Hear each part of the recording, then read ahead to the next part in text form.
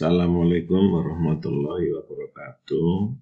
Berikut adalah video laporan kegiatan pengabdian masyarakat yang berjudul Pelatihan Creative Writing for Healing bagi guru dalam rangka penanggulangan dampak pandemi COVID-19 terhadap siswa SMA yang telah dilakukan pada tanggal 5 September 2020 oleh Fakultas Ilmu Budaya Universitas Airlangga. Kegiatan ini merupakan kerjasama dengan Musyawarah Guru Mata Pelajaran Bahasa Inggris Kota Surabaya dan jurusan Sastra Inggris Fakultas Ilmu Budaya UNER, serta dihadiri oleh 73 peserta yang berasal dari Surabaya dan sekitarnya. Dalam pelatihan tersebut, narasumber yang hadir adalah Ibu Endang Retno Surjaningrum dari Fakultas Psikologi UNER, kemudian Edi Birianto dari Sastra Inggris UNER, Ibu Kristinawati, Ibu Rina Saraswati, dan Ibu Noanda Degaska yang semuanya dari Sastra Inggris UNER. Sedangkan Noanda kebetulan adalah alumni dari Sastra Inggris UNER. Kegiatan telah dilakukan dengan sangat baik.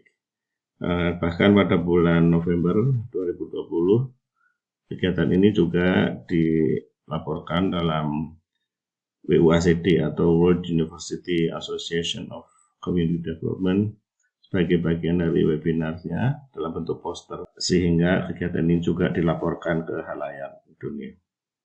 Berikut ini adalah cuplikan presentasi yang dilakukan oleh para pembicara. Yang pertama adalah Ibu Kristinawati yang membahas bagaimana puisi bisa membantu proses penyembuhan stres atau masalah mental akibat pandemi. Judul yang akan saya sampaikan yaitu poetry, ya, sebagai salah satu kekuatan ya yang sangat bagus untuk terapi. Ini karena keadaan coronavirus. Secara umum yang dapat kita lakukan ya, yaitu kita harus mengalahkan itu semua, ya. Kita harus mengalahkan keadaan itu dengan kemampuan kita sendiri. Ya, jadi ini ada writing, ya. Kalau tadi dijelaskan oleh Pak Edi bahwa writing itu bisa merupakan bagian dari hiburan atau menyembuhkan dan sebagainya. Untuk ini secara umum ya masih sama, yaitu bersifat terapeutik ya menurut Bolton ya, seorang penulis.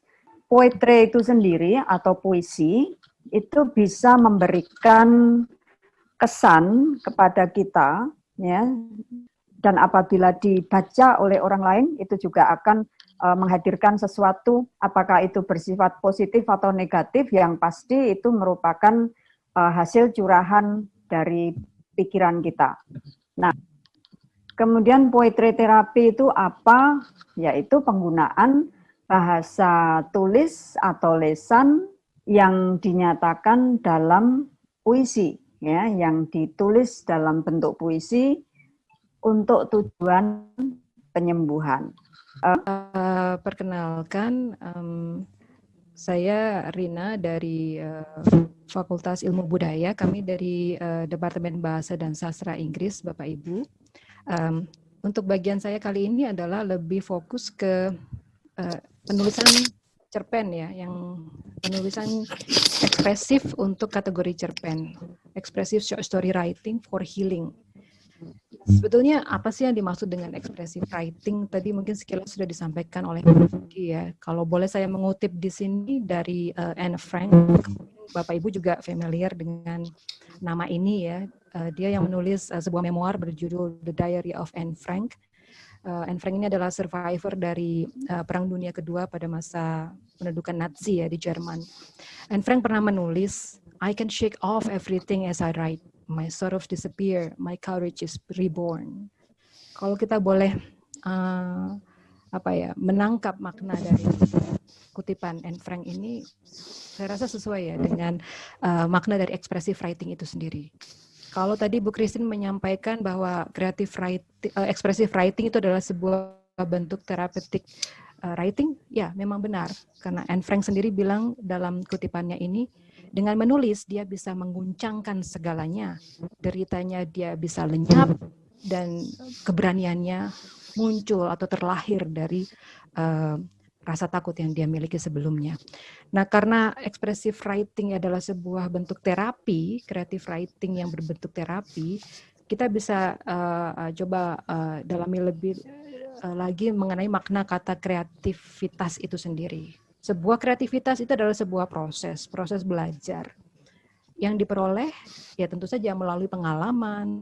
Writing to heal itu bisa dianggap sebagai salah satu bentuk terapi ya bagi orang-orang yang mempunyai masalah mental atau psikis tertentu.